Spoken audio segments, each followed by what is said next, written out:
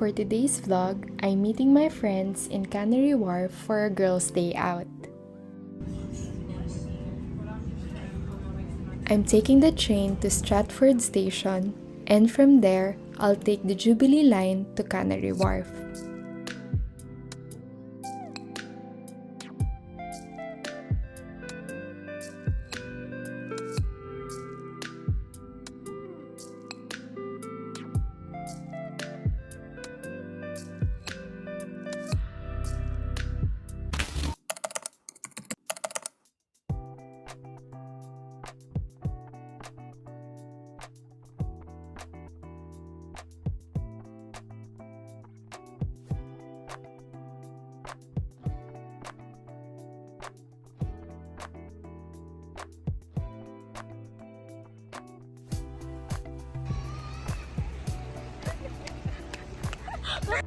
So for our first stop, Jubilee Park.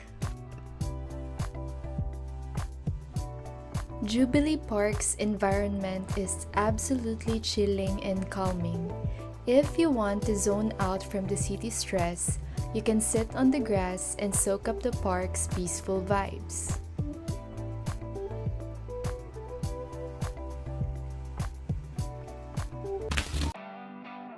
Our second stop, 1 Canada Square. 1 Canada Square is a skyscraper in Canary Wharf and is the third tallest building in London. It's 770 feet above ground level and containing 50 stories. It's mainly used for offices, but there are some retail units on the lower ground floor.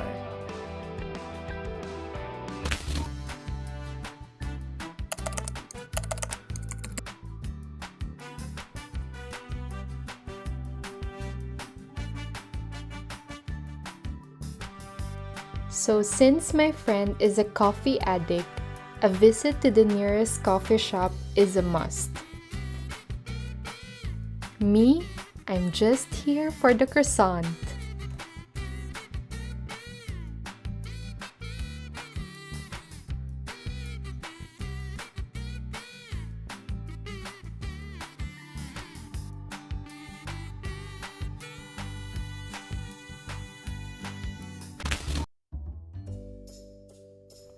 Next stop, meet Claude at Cabot Square.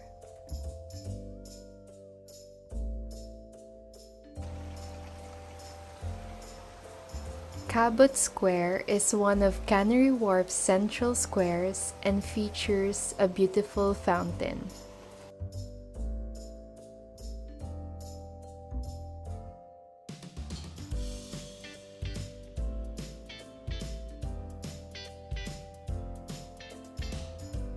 Around the area, we noticed some works of art and large public sculptures.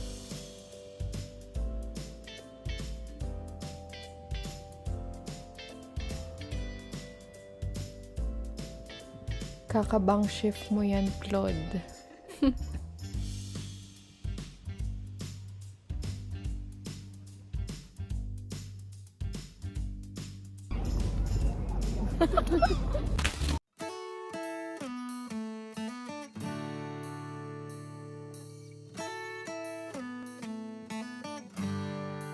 Next up, West India Quay.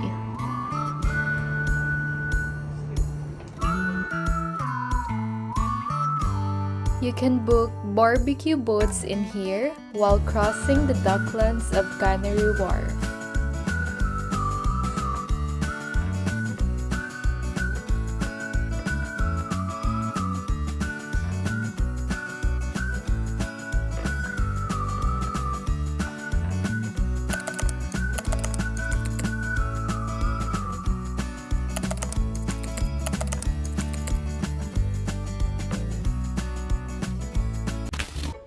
Our next stop, Crossrail Place Roof Garden. Me, sorry. Saan po CR? Okay, thank you. Thank you. Kabayan, no? Kabayan.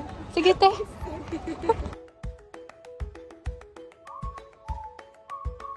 So if you're looking for somewhere calm to stop and have few minutes of quiet, then this garden is the place to visit.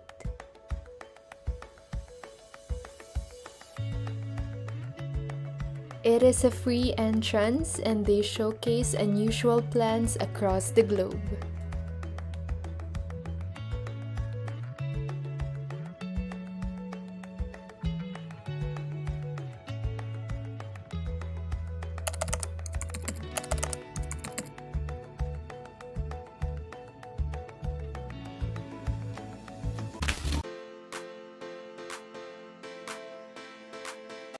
And for our last stop, dinner time at Big Izzy.